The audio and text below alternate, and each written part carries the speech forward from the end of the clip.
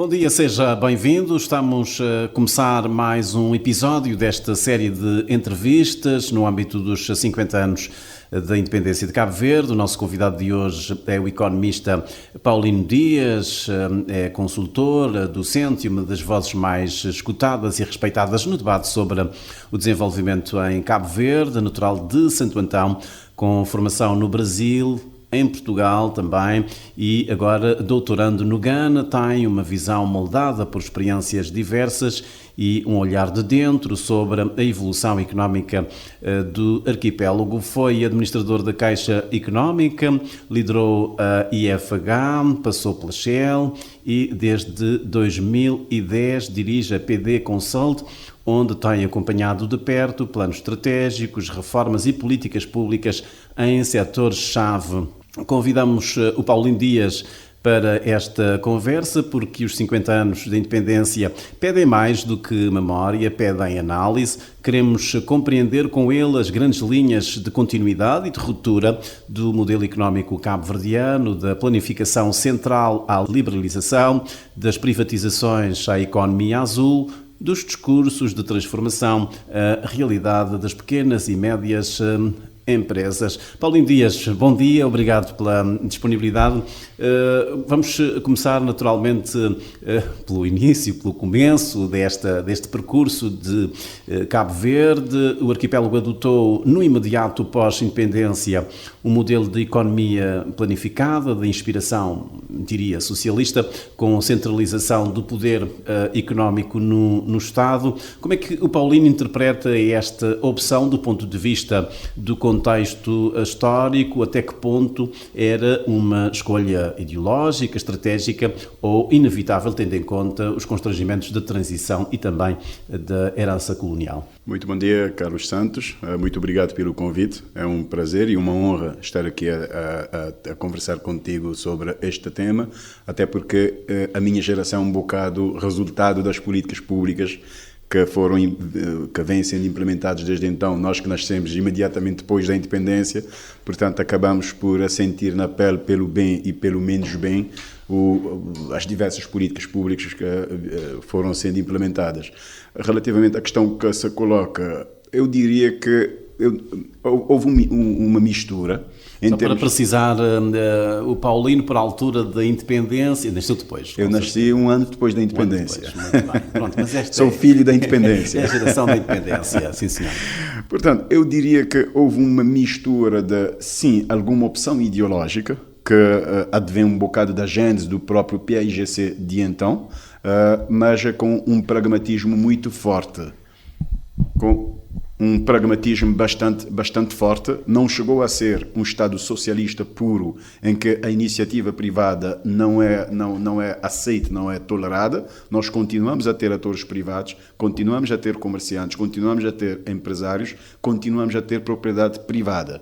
O facto é que houve efetivamente um peso maior do Estado na economia, desde o nível do planeamento, com os planos quinquenais, com outros instrumentos de planeamento da economia, passando pela regulação, pelo controle de alguns preços, sobretudo de bens de primeira necessidade, da importação, as famosas cotas da importação, e os plafons na altura. Não? E passou também pelo Estado enquanto operador económico. Portanto, nesta altura foram criadas várias empresas públicas, foram promovidas entidades, digamos, empresariais detidas pelo Estado ou com participação de controle do Estado.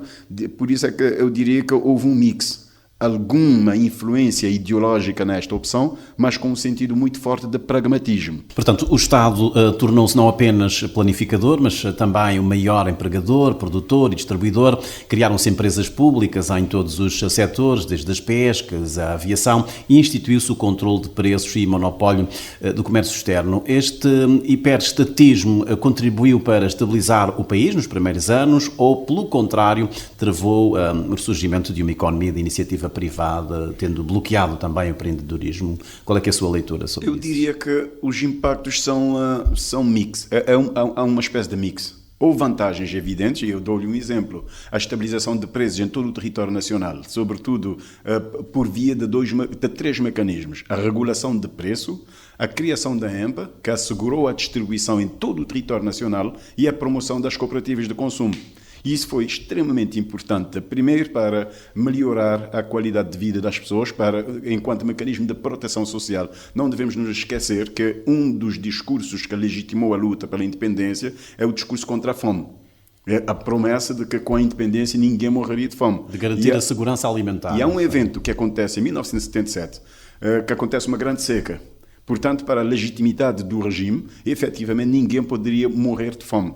E, do ponto de vista mais pragmático do que propriamente ideológico, a solução que, na minha interpretação, mais poderia de imediato dar resposta a isso era, efetivamente, uma presença do Estado a nível do planeamento e regulação de preços, mas também a nível operacional, através da gestão da EMP e das cooperativas. Agora, ao outro lado, efetivamente, que também não deixa de ser um facto, que o controle ou o peso do Estado na economia naquela altura terá limitado um bocado o ímpeto empreendedor e inovador de um setor privado e que até hoje, eu diria, até hoje ainda ressentimos um bocado por conta da estrutura do setor privado que nós temos. Não temos grandes grupos empresariais, 95% das empresas que nós temos em Cabo Verde ainda são micro, pequenas e médias empresas, portanto, essa excessiva presença do Estado na economia não terá ajudado na emergência de um setor privado sólido imediatamente depois da independência. Para além da criação da EMPA,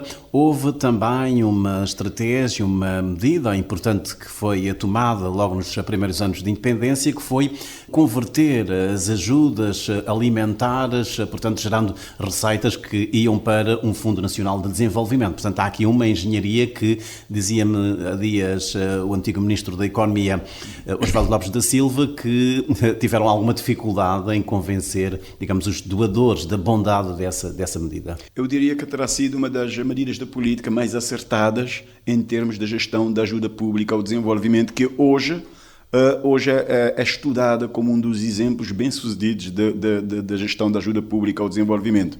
Porque em vez da abordagem um bocado comum, tradicional, sobretudo nos países do Sul, que é a distribuição gratuita da ajuda pública ao desenvolvimento, optou-se por esta engenharia, esta triangulação de converter as receitas, portanto, vender a ajuda pública ao desenvolvimento a preços controlados através das estruturas da EMPA e das cooperativas e com essa receita financiar a criação de emprego, sobretudo no meio rural.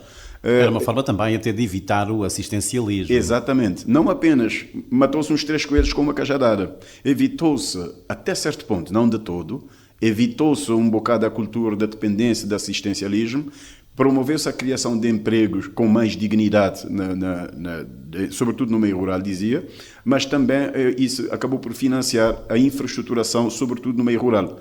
Eu fui dessa geração, meu pai era trabalhador das frentes de alta intensidade de mão de obra, vivia em primeira pessoa, digamos, toda essa dinâmica social, económica, de ir às cooperativas, de receber o salário, ir às cooperativas, comprar, portanto, e efetivamente foi uma das medidas, eu diria, mais acertadas em termos da gestão da ajuda pública ao desenvolvimento que nós tivemos. Não houve apenas uma resistência para convencer, uma dificuldade para convencer os doadores internacionais, mas mesmo internamente o Ministério da Economia teve dificuldades em convencer depois os dirigentes partidários, enfim, os responsáveis nos diversos setores que queriam ter um monopólio, digamos, de distribuição desses alimentos. Efetivamente, porque nós temos que olhar para o contexto e, sobretudo, para o contexto de relacionamento entre o Norte e o Sul, se quisermos uma análise, digamos, do todo para a parte. Havia um contexto, e que continua a haver, um contexto que favorece mais o assistencialismo do que a conversão da ajuda pública ao desenvolvimento.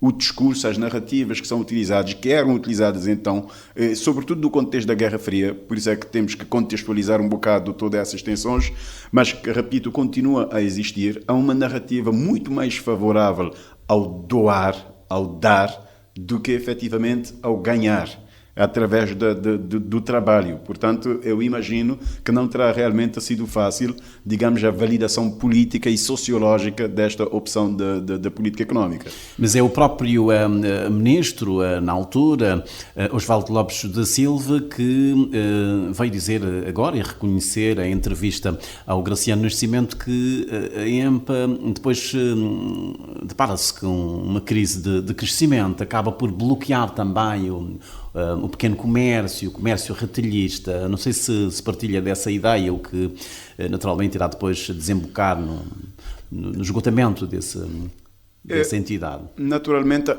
a EMPA acaba por ser, na altura, uma das maiores empresas de Cabo Verde, em termos de infraestrutura, em termos de equipamentos. Portanto, a EMPA era uma espécie de espinha dorsal da economia cabo-verdiana. Basta as pessoas se lembrarem dos dias da EMPA.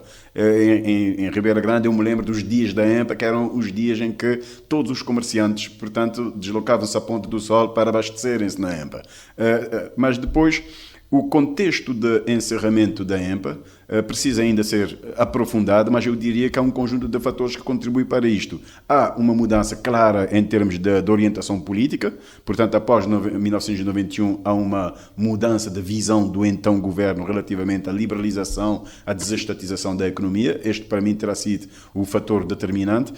Quanto ao impacto da EMPA nas pequenas e médias empresas, eu diria que depende do nível em que estamos a analisar. Se estamos a analisar a nível de empresas importadoras, grossistas, efetivamente, tudo aponta que a forte presença da EMPA na economia terá sufocado um bocado e limitado iniciativas que mais orientadas para importação e distribuição. Agora, se olharmos para as pequenas lojas privadas que existiam, por exemplo, no interior das ilhas, a EMPA acabava por ser, até certo ponto, digamos, o culpado não terá sido a EMPA, para essas pequenas lojas do interior, terá sido as cooperativas, porque a EMPA fornecia também essas pequenas lojas privadas. A dificuldade era concorrer com as cooperativas que eram altamente subsidiadas pelo Estado. Portanto, o impacto da EMPA sobre o desenvolvimento do setor privado vai depender do nível em que estamos a analisar. O nível de importador ou o nível do pequeno retalhista. Muito bem, vamos continuar a olhar para a economia nos primeiros 15 anos de Cabo Verde independente. Cabo Verde construiu um modelo económico baseado na ajuda externa e na mobilização de recursos internacionais. Que avaliação faz dessa dependência prolongada, que ainda hoje se mantém? Foi uma solução adotada, ou adaptativo, ou criou uma armadilha de desenvolvimento?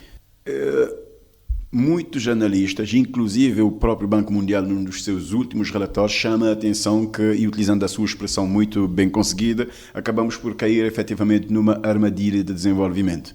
E eu diria que a armadilha hoje é mais mental, mais psicológica do que de facto em termos económicos, e vamos lá ver porquê. Em termos económicos, nós reduzimos bastante a dependência da ajuda pública externa ao desenvolvimento. O peso da ajuda pública ao desenvolvimento, neste momento, está entre 5% a 8% do orçamento de Estado. Já esteve muito mais no passado, portanto temos vindo a dar passos consistentes no sentido de uma maior autonomização do financiamento do nosso desenvolvimento. Mas a nível psicológico, ainda temos uma dificuldade enorme de assumir que, primeiro, nós já estamos e temos que andar com as nossas próprias pernas. Segundo, não fazemos a ligação entre despesas e receitas. Basta passar uma vista de olhos pelo panorama, digamos, das exigências legítimas, por quanto legítimas, mas há uma discussão muito mais forte sobre exigências que se fazem ao Estado do que as receitas que nós temos que prover ao Estado. Portanto, em termos de narrativa, em termos de forma de pensar, ainda temos um pé naquele contexto em que o nosso desenvolvimento era financiado pelo outro, seja este outro um Estado exterior, um doador internacional, o Estado, mas sem nos preocuparmos de onde é que sai este dinheiro, seja a associação, seja o outro. Portanto, ainda na nossa forma de pensar, temos um pensamento de dependência muito forte, ou da desconexão desta relação entre despesa e receita. E isto terá sido um dos resultados, repito, sociológicos e psicológicos da abordagem de financiamento do desenvolvimento através da ajuda pública ao desenvolvimento, que, digamos, foi um vetor bastante forte nos primeiros anos da independência. Então, que legado é que esse modelo económico adotado durante os primeiros 15 anos de independência terá deixado ao país? Enfim, economia, diz-se sempre que quando houve, por altura da abertura, o crescimento económico era anémico, para não dizer que Cabo Verde atravessava uma recessão económica, com uma taxa de desemprego elevada, um setor empresarial público, digamos, completamente exaurido, desmantelado. Que retrato é que, ou que balanço, ou que avaliação é que faz, digamos, em termos dos resultados desse modelo económico adotado nos primeiros 15 anos, sendo certo que em 1988 há uma tentativa de abrir a economia para o exterior? Eu diria que globalmente o legado é positivo quando analisamos na perspectiva estritamente económica. É positiva porque houve opções da política, por exemplo, o investimento na saúde, o investimento na educação, que foram e continuam a ser extremamente valiosos para o caminho que Cabo Verde percorreu desde então. Cabo Verde, entre países comparáveis, era e continua a ser um dos países que mais investe em educação e saúde quando comparado em termos da percentagem do produto interno bruto alocado a esses dois setores. E logo no início nós estávamos a falar de um país que era improvável. Exatamente. Portanto, que tinha 6 meses de vida. Exatamente. Este é um dos aspectos positivos que nós podemos, que é facilmente demonstrável. Um outro é a infraestruturação do país, com destaque para a infraestruturação rural. Convém sempre fazer essa distinção em termos de estradas, de acessibilidade, em termos de infraestrutura ligados à agricultura. Portanto, nós temos que reconhecer esse legado. Há um outro também que, em termos de legado positivo, que é a melhoria das redes de proteção social. Também, só a título de exemplo, o programa das cantinas escolares, que teve um impacto social, mas também económico, fundamental naquela altura, mas mesmo em termos de criar um tecido empresarial, por quanto detido pelo Estado, mas do ponto de vista da função económica e social, esse tecido empresarial desempenhou um papel importante na estabilização, digamos, das condições socioeconómicas da população cabo-verdiana.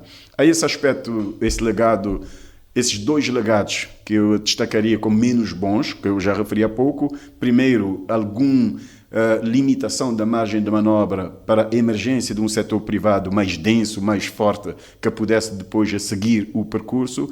E o segundo legado menos bom é esse que também eu referi há pouco, no plano psicológico, sociológico, que é uma cultura de dependência em relação ao outro, que ainda temos dificuldades. Há um terceiro legado também, que eu não colocaria que é bom ou menos bom, mas que agora precisamos superar, que é o modelo de desenvolvimento que toda essa dinâmica acabou por acarretar, que assentou-se um bocado na reciclagem da ajuda externa.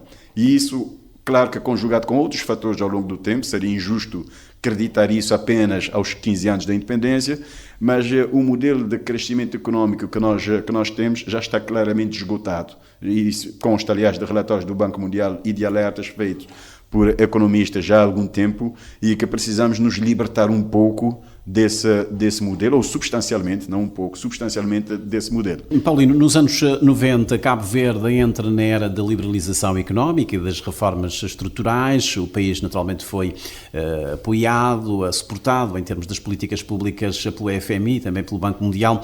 José Tomás Veiga vê esta transição como uma viragem profunda, uma espécie de ruptura histórica com o modelo económico centralizado do Partido Único. Já Paulo Monteiro Júnior sugere que, apesar da mudança de modelo, a dependência externa e a fragilidade estrutural mantiveram-se intactas. Qual destas leituras o convence mais? Eu diria que, efetivamente, houve uma mudança estrutural profunda quanto ao modelo económico, movendo-se de um modelo mais orientado pelo Estado, mais participado pelo Estado, para um modelo que se queria mais orientado para o privado, mais dirigido pelo privado, que se queria. Essa nuance que se queria. Exatamente. Porque, e aqui é que eu tendo a concordar com a frase do colega Paulo, relativamente houve esta pretensão, mas de facto a economia cabo-verdiana continuou a ser bastante dependente. Há aqui algumas nuances que vale referir, é que esta dependência transitou do Estado de Cabo Verde para outros atores externos, inclusive Estados externos. Houve setores económicos críticos em que, digamos, passaram a ser dominadas por empresas detidas por outros Estados. Transitou-se do modelo em que era o Estado de Cabo Verde que, digamos, ditava um bocado as regras de determinados setores, para um modelo em que, indiretamente, até outros Estados acabaram por ter ferramentas de transmissão de decisões para determinados setores. Porquê? Quero clarificar esse ponto. Está a falar de que setores, de que empresas estrangeiras, Estados. Estou-me a lembrar do Trust Fund, não sei se foi essa engenharia a que se refere. É diferente. Eu posso citar dois exemplos, no setor das telecomunicações e no setor financeiro bancário. Porque o que é que, na minha leitura, o que é que se fez? Eu não contesto a decisão de se desestatizar a economia e promover uma maior liberalização em termos de princípio, mas eu penso que devia-se ter acautelado um quadro regular, primeiro um quadro da defesa dos interesses do Estado. Devia haver um processo muito mais assertivo, muito mais claro relativamente a como é que se protege. E quando eu digo os interesses do Estado, não apenas no plano da soberania, mas também no plano dos interesses dos cidadãos, dos clientes dos cidadãos. Portanto, para se evitar que se transitasse em determinados setores do monopólio do Estado para o monopólio do privado. E um segundo passo, que a meu ver também demorou-se um pouco, ou então antecipou-se o processo de privatização sem se criar essa condição que seria fundamental, que é a regulação, um quadro regulatório da economia muito mais robusto. Houve algumas experiências da criação de agências reguladoras, mas essas experiências, e a história acabou por demonstrar, não terão sido suficientemente robustas, suficientemente fortes para introduzir, digamos, uma maior regulação de facto em determinados setores da economia, e isso resultou em monopólios que tiveram um impacto substancial, digamos, no preço pago por determinados serviços. Portanto, há um conjunto de dinâmicas que eu penso que a forma como a essência, eu partilho desta visão, mas a forma como foi feita poderia ter sido melhor. Ora, uma das promessas das reformas era precisamente transformar o Estado em regulador eficaz. Aliás, o Paulino acaba de dizer que, infelizmente, não houve um quadro regulatório, terá faltado capacidade institucional, talvez alguma autonomia técnica e meios. Não sei se concorda com essa análise, que avaliação faz da qualidade da regulação em Cabo Verde, desde essa viragem liberal. Provavelmente hoje o país está melhor em termos regulatórios. Lembro-me, já agora que estava a falar da privatização de algumas empresas, da Celeuma, que foi na altura a venda da Enacol, os tais 2 milhões. Acha que na altura, se o país já tivesse um quadro regulatório, nada disso teria acontecido? Vale dizer que nós evoluímos bastante em termos da força, da densidade e da operacionalidade do quadro regulatório que nós temos em Cabo Verde. Nós temos que reconhecer isso. Há diversos setores que nós já temos, do ponto de vista legal, formal, institucional, já temos um quadro regulatório que é bastante satisfatório. Naturalmente tem que estar sempre a ajustar-se à evolução do contexto, mas é que nós evoluímos bastante. Contudo, há um aspecto que, quanto a mim, representa uma das maiores fragilidades que nós temos do quadro, do sistema, deixe-me utilizar até esse termo de propósito, do sistema regulatório em Cabo Verde, que é a nomeação dos responsáveis dessas entidades reguladoras. Aqui, o processo de designação dos responsáveis, dos líderes dessas entidades regulatórias, parece-me ainda carecer de uma atenção especial, porque não reflete uma independência, ou não garante, não dá uma confiança relativamente à independência das decisões regulatórias, porque estamos a falar de seres humanos. Portanto, se eu sou nomeado pelo ministro... Ou seja, quando nós ouvimos os governos a dizer nós temos entidades reguladoras e não sei o quê e tal, há toda a independência, quando vamos ver, as nomeações têm uma base político-partidária muito grande. Exatamente, e esta é uma fragilidade que atravessa governos, não é apenas exclusivo deste ou daquele governo. Sim, atravessa governos. Eu tenho há anos defendido que o modelo de governança das entidades regulatórias devia ser similar ao adotado, por exemplo, pelo Banco Central. Os bancos centrais, até por princípio, têm um mecanismo que garante alguma, não 100%, mas que garante alguma isenção e independência das decisões regulatórias. Mas o governador é nomeado pelo governo. Sim, mas há um conjunto de mecanismos de check and balance. Repito, não é perfeito, mas é que comparativamente às outras instituições regulatórias, porque o BCV é a entidade reguladora do sistema financeiro, comparativamente às outras instituições regulatórias, é um pouco mais robusto em termos de governança. Por exemplo, as regras para demissão do governador são definidas dentro de um quadro legal. Não pode, mesmo que seja nomeado pelo governo, mas o governo não tem toda a liberdade de demitir o governador, por exemplo, em caso de discordância da decisão da política. Nós já tivemos situações aqui em Cabo Verde em que o governador foi nomeado por um governo anterior, precisamente porque um dos mecanismos é o mandato do governador não coincide com o mandato do governo.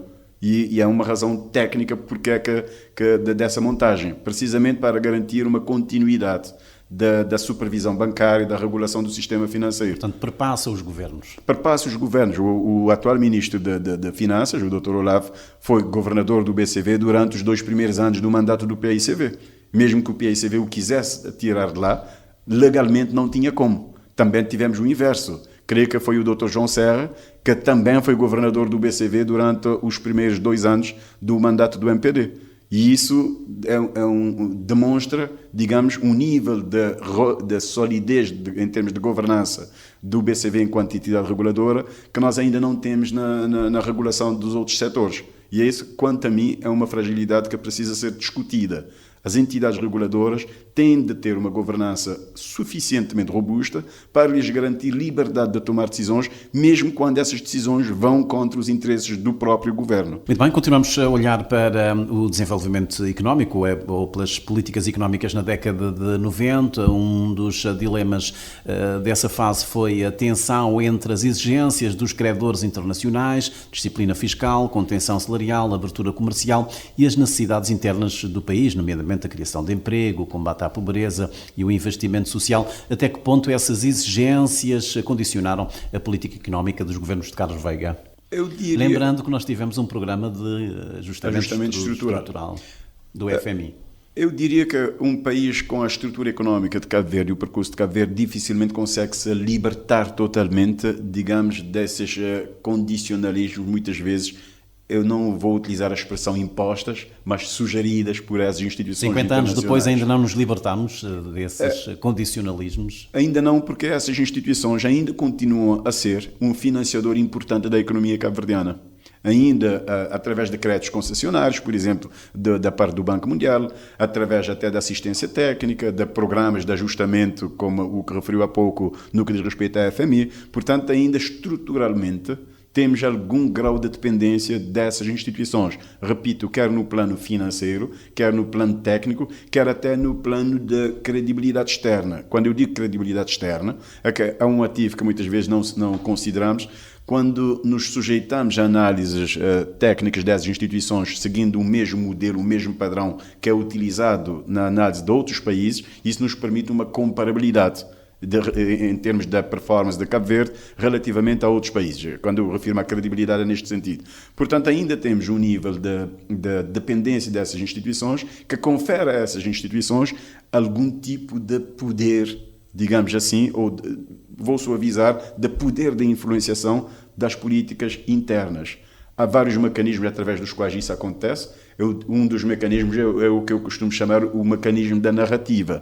Há determinadas temáticas que emergem das agendas estratégicas dessas instituições e que depois, através dessa dinâmica da negociação, da discussão, da sugestão, acabam por transferir-se para o sistema nacional e acabam por ser apropriados enquanto narrativa pelos atores nacionais. Acha que foi isso que aconteceu com o processo de privatização da TACV, depois a renacionalização? Eu diria que naturalmente houve alguma influência por parte dessas instituições, está claro em vários relatórios feitos e continua a estar em relatórios dessas instituições, mas há uma razão de fundo que é, digamos, ou de facto, que é efetivamente a questão da TACV é uma instituição, entre outras empresas, não apenas a TACV, mas mas sobretudo a TACV tem sido uma fonte de drenagem de recursos do Estado que é extremamente importante. Portanto, não é porque o FMI ou o Banco Mundial estão a dizer que o governo tem que lidar com a questão da TACV,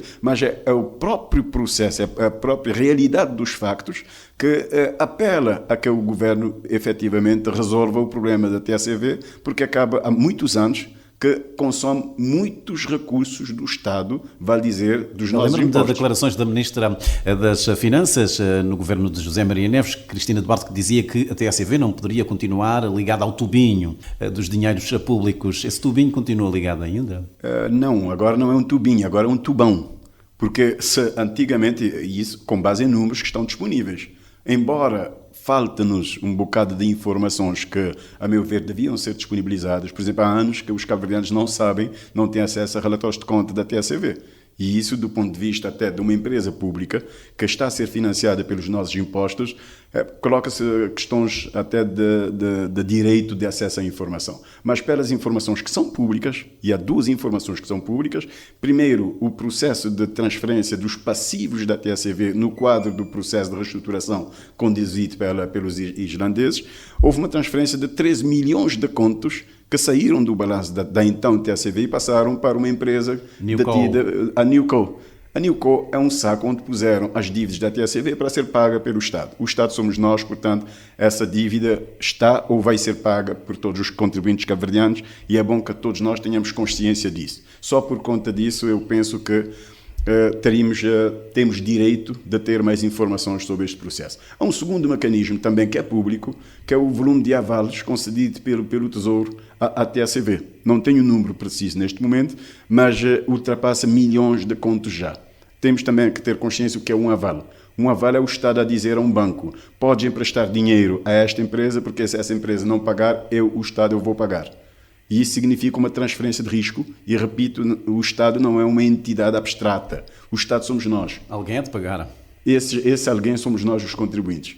Por isso, sintetizando o ponto, não apenas por pressão das instituições externas como a FMI, mas porque, de facto, a situação, não apenas a TACV, mas temos outras empresas públicas do Estado que estão efetivamente a drenar muitos recursos valiosos do Estado que deviam estar a ser investidos em outros setores, educação, saúde. Há toda essa discussão agora das PCFRs, em que um dos aspectos que estará a travar um bocado o andamento do processo é precisamente falta de recursos para comportar o impacto orçamentário desses PCFRs. Portanto, num contexto de limitação de recursos, nós temos que fazer escolhas. E, efetivamente, é preciso lidar com essa questão, preciso encontrar uma solução. Paulino, na década de 90 também uma das prioridades era conter ou diminuir a dívida pública e criou-se na altura um mecanismo chamado Trust Fund, que, enfim, deu muito que falar na altura, muitas notícias sobre o Trust Fund. Parece que já não existe. E o que era esse Trust Fund? Olha, basicamente era um mecanismo que tinha pelo menos duas finalidades. Uma, reestruturação da dívida de Cabo Verde na altura, que já atingia um valor substancial relativamente ao PIB, portanto tem outras implicações que eu não vou entrar em pormenores neste momento, mas este era um dos objetivos, a reestruturação desse passivo do Estado de Cabo Verde. O outro objetivo era, digamos, uma espécie de um mecanismo de confiança, de alavancar a confiança de Cabo Verde perante instituições internacionais, perante o mercado internacional. Olhando assim, grosso modo, sem descer aos detalhes da avaliação, eu diria que até certo ponto o Trust Fund cumpriu esses objetivos. Permitiu, de uma certa forma, a reestruturação do passivo, ainda que outros colegas economistas legitimamente argumentem que não houve, de facto, uma reestruturação, houve uma espécie de camuflagem através do mecanismo do Trust Fund. Há várias leituras que nós podemos analisar, não vou aqui entrar nos detalhes, mas eu diria que, pelo menos, terá cumprido, na essência, os dois objetivos para os quais foi criado.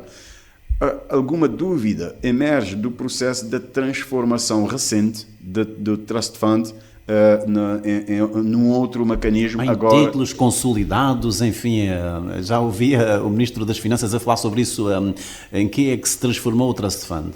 Eu não tenho todos os detalhes dessa operação, mas um dos aspectos que me chamou a atenção foi o envolvimento do INPS na operação.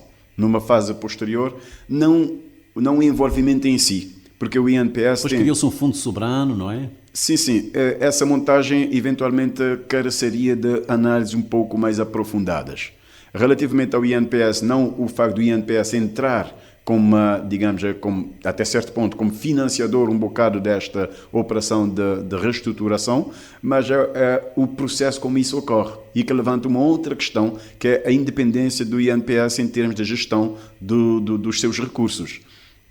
Ficou-se com a ideia que terá havido um bocado da influenciação política desta decisão do INPS. E é esta que é alguma preocupação que fica em cima da mesa. Temos defendido, e quando eu digo temos, também publicamente outros economistas já defenderam que é preciso aprofundar e reforçar a autonomia do INPS em termos de gestão desses recursos, devendo basear-se as decisões de investimento em critérios estritamente técnicos de rentabilidade e risco e não de financiamento de decisões de política dos sucessivos governos. Em 1998, Cabo Verde celebrou com Portugal um acordo de cooperação cambial que passou a fixar a taxa de câmbio do escudo cabo-verdiano em relação ao escudo português, na altura, depois ao euro.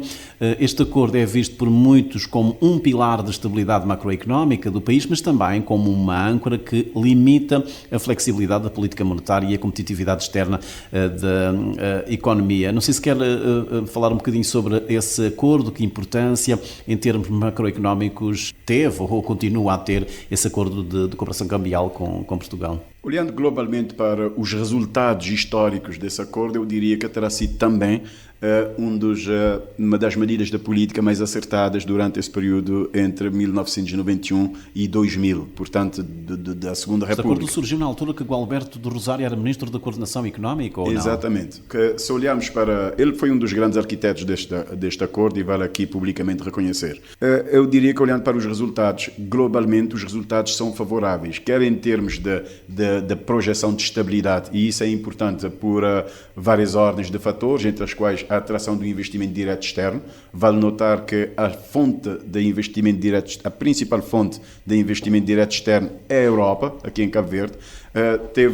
Terá facilitado também, ou terá sido pelo menos um elemento favorável ao desenvolvimento, inclusive do turismo, porque permite uma estabilidade cambial que não deixa de ajudar em termos de planeamento do investimento turístico ou na perspectiva do consumidor da compra de pacotes turísticos. Por exemplo, no SAL, o escudo cabo-verdiano já circula em simultâneo com o euro, tal é o nível de confiança, e isso terá jogado um papel também positivo. Terá ajudado também em termos de relações comerciais. A Europa é o principal parceiro comercial de Cabo Verde, quer no que diz respeito à exportação, quer no que diz respeito à importação. Portanto, ter uma paridade fixa de moeda dá uma certa credibilidade, confiabilidade e previsibilidade às relações comerciais. Portanto, este acordo é um trunfo e não uma camisa de forças. Tem este aspecto que eu ia mencionar, que tem o lado menos bom. O lado menos bom é que, efetivamente, significa um sacrifício da nossa política monetária no que diz respeito à zona euro. Quando, só traduzindo em miúdos, o governo de Cabo Verde basicamente abriu mão com esse acordo de tomar decisões de política monetária no plano cambial que pudessem, por exemplo, em determinadas circunstâncias, é recomendável que se desvalorize a moeda. Só para dar um exemplo, que se desvalorize a moeda para incentivar a exportação ou para outro fim da política. Mas em relação ao euro, esse acordo retirou ao governo, ao Estado de Cabo Verde, essa prerrogativa de alterar a sua taxa de câmbio como medida de política. Portanto, tem razão também os que apontam para este aspecto menos bom. Portanto, o Banco Central só pode mexer nas taxas de juros. Efetivamente, e mesmo assim com algumas limitações. Mas olhando, repito, globalmente, olhando para os resultados globais, considerando os resultados que nós tivemos e deduzindo os impactos desse sacrifício da política monetária, eu avaliaria como positiva, digamos, esta medida. Muito bem, Paulino, só para fecharmos a década de 90, em termos das reformas económicas, qual é que é a avaliação? Nós tivemos todo o programa das privatizações, esse mecanismo também esses mecanismos, já agora, o Trust Fund e também o acordo de convertibilidade. Que avaliação é que faz todas essas reformas, o desempenho económico de Cabo Verde nessa década de 1990? Para ser justo, Carlos, é claro que é sempre um exercício um bocado, às vezes, ingrato fazer-se uma avaliação de um determinado período da história. Primeiro porque... pelo menos há uma média de crescimento da economia cabo-verdiana, volta dos 7%, quando na altura, por altura da abertura democrática, estava, segundo os dados, em 1,5% na altura. Portanto, há uma diferença grande. É verdade, eu tendo a avaliar este período também como globalmente positivo. Não terá sido todo positivo, terá tido aspectos menos bons, como os que aqui afloramos, mas eu avaliaria, correndo esse risco, diria, de alguma injustiça, porque nós estamos a avaliar o passado é muito mais fácil do que tomar decisões num determinado contexto, não temos toda a informação, não sabemos se essa decisão, quais os resultados que vai ter, portanto é um bocado mais... Mas, salvaguardando esse aspecto, eu diria que a avaliação global é positiva. Primeiro porque permitiu efetivamente um maior dinamismo da economia, criou alguma condição para uma maior presença do setor privado, embora aqui, repito, os resultados não terão sido tão substanciais como inicialmente se desejava, mas reconhecendo resultados. Esse acordo de paridade fixa com o euro terá contribuído para lançar as bases para uma relação económica mais densa com a Europa. De todo modo, há aspectos, digamos que poderiam ter sido diferentes. Referi há pouco aos quadros de regulação económica, ao sistema de regulação económica, referi há pouco à transferência de monopólios do Estado de Cabo Verde para outros atores, inclusive outros Estados, como um dos aspectos que acaba por ter um impacto substancial no desenvolvimento de setores, por exemplo, de telecomunicações. Nós todos lembramos ainda do tempo em que se pagava 8 contos para um contrato, ou qual era o custo do serviço de comunicações em Cabo Verde, muito por conta de um monopólio que era evidente, houve transferência do monopólio do Estado para o monopólio de um outro ator.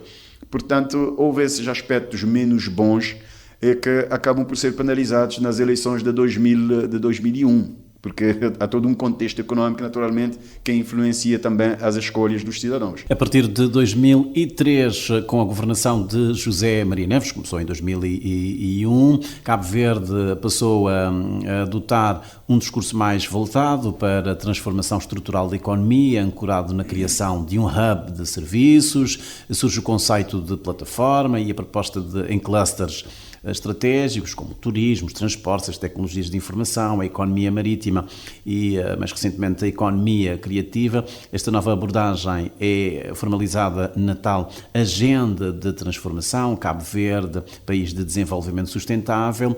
A questão de fundo é saber até que ponto essa estratégia resultou num modelo coerente, competitivo e sustentável. Paulino, esta aposta nos serviços foi uma resposta inteligente às limitações geográficas do país ou uma estratégia de risco excessivo no contexto ainda frágil? É uma pergunta bastante complexa e a minha resposta mais intuitiva seria dizer que foi uma estratégia acertada. Porque se nós olharmos, vamos começar pelos outros setores que não serviços. Se nós olharmos para o setor primário, agricultura, pesca, indústria extrativa, as próprias condições estruturais de Cabo Verde são bastante desafiadoras para um desenvolvimento desses setores a ponto de se transformarem em motores de crescimento da economia. São importantes, são setores extremamente importantes, quando falamos da agricultura, da pesca, porque não apenas pelo seu papel em termos até de fonte de rendimento para as famílias, mas para transformarem-se em motores de crescimento da economia teriam que ser, primeiro, produtivos e, segundo, competitivos. E, terceiro, ter escala suficiente para gerar impacto significativo. Olhando para esses dois setores, eu tenho dificuldades de ver essas condições reunidas em Cabo Verde, embora em uma outra circunstância pode-se explorar esses caminhos e pode-se obter ganhos, quer em termos de produtividade, mesmo apesar de todo o investimento que se fez nas barragens? Mesmo apesar disso, aqui há outros problemas que se colocam, porque para um setor da economia ser competitivo e produtivo, requer não apenas infraestrutura adequada, requer um quadro institucional também alinhado e requer capacidade ou capital. Eu ia dizer capital humano, mas vou alargar o conceito, requer capital social substancial para transformar este setor efetivamente num setor dinâmico. O que é que a agenda de transformação fez? Houve muito investimento efetivamente em infraestrutura, na dimensão da infraestrutura, que é eu diria que é um dos aspectos mais relevantes da agenda de transformação, foi o enorme investimento feito na infraestrutura. Estamos a falar numa média de 15% do PIB entre, se não me falha a memória, entre 2003 e 2011. É um dos maiores da região. Aeroportos, estradas, barragens. Exatamente. Foi algo que é destacado com o elevado investimento que Cabo Verde fez em infraestruturas naquela altura, mas, a meu ver, não terá sido acompanhado, sobretudo nos dois pilares que eu referi, com a mesma intensidade. O quadro institucional, que inclui aspectos como quadro legal, inclui aspectos como governança, inclui aspectos como acesso ao mercado, portanto, uma dimensão mais soft em termos da intervenção de políticas públicas que pudesse transformar esses setores efetivamente em setores dinâmicos, em carros-chefes de crescimento económico substancial. Aliás, a crítica que o MPD fazia com insistência nos debates públicos no Parlamento a propósito dessa agenda de transformação, diziam, bom, vocês investiram nas infraestruturas e depois diziam aos empresários, agora venham tomar conta disto. É verdade, mas só que quando o empresário vem, e é por isso que eu referi à questão do quadro institucional. Quando o empresário vem, ainda os processos são extremamente desafiadores e não sou eu a dizer, é o ranking Doing Business que está a dizer que um dos maiores constrangimentos, ou que dizia quando ainda existia, um dos maiores constrangimentos ao ambiente de negócio era a burocracia do Estado.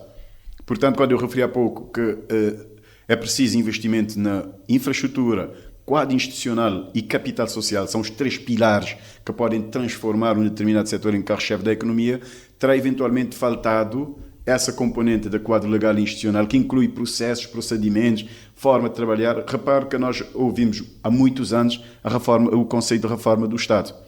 Nós ouvimos, e numa outra dimensão, se nós quisermos analisar, investiu-se muito em portos, mas até hoje, nós não temos um serviço de transporte que seja confiável, previsível, de baixo custo, competitivo, exceto em rotas muito limitadas.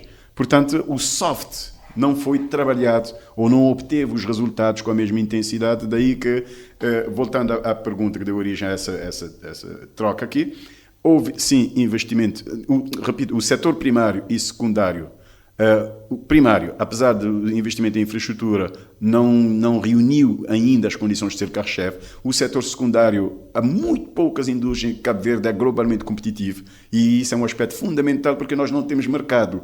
Portanto, para a indústria se transformar num carro-chefe de crescimento económico, nós teríamos que estar a produzir artigos que fossem competitivos lá fora. Nós temos um dos maiores custos de fatores da região. Cabo Verde é o país com o custo de energia mais elevado de toda a África. É o país com o custo da água mais elevado de toda a África. A nossa produtividade é bastante inferior à produtividade média de países comparáveis. Portanto, isso faz com que a indústria não seja efetivamente, digamos, essa solução para o crescimento económico. E resta o setor de serviços. Daí que a escolha ou a aposta no setor de serviços como carro-chefe de crescimento económico, eu penso que terá sido acertado, embora há outras nuances que acabam por contribuir, que, por exemplo, no terceiro mandato do PAICV, anteriormente, a taxa de crescimento económico tenha sido realmente muito minguado. Não obstante o investimento em infraestrutura, não terá resultado num crescimento económico significativo aqui em Cabo Verde. Bom, os governos de José Maria Neves investiram muito nas infraestruturas, como acaba de dizer. Em consequência, houve um aumento do endividamento da dívida pública, precisamente uma questão que coloquei há dias ao Dr. José Maria Neves.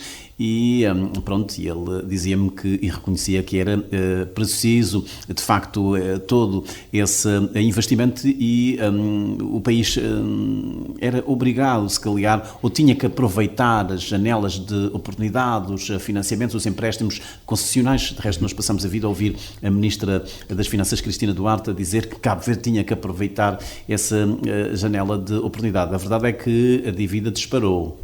É verdade. Aqui há três aspectos que nós podemos analisar. Primeiro, a pertinência da medida de política, porque o aumento da dívida foi resultado de uma política clara neste sentido e que terá, digamos, sido despoletado com a crise de 2007-2008. Devemos nos lembrar que na altura havia uma espécie de boom, sobretudo da imobiliária turística, e que com toda a crise, portanto, os projetos pararam, o governo tomou a decisão, a meu ver, acertada, de contrapor a quase eliminação do investimento privado com o investimento público enquanto motor de crescimento económico. Do ponto de vista de princípio, é um princípio acertado. O nível da dívida global que tínhamos na altura era de apenas 60%, portanto comportável. havia janelas de oportunidade realmente para a obtenção de crédito concessional, tanto é que o estoque da dívida pública que nós temos hoje em Cabo Verde, uma parte substancial é da dívida concessional, portanto, tomou-se essa decisão.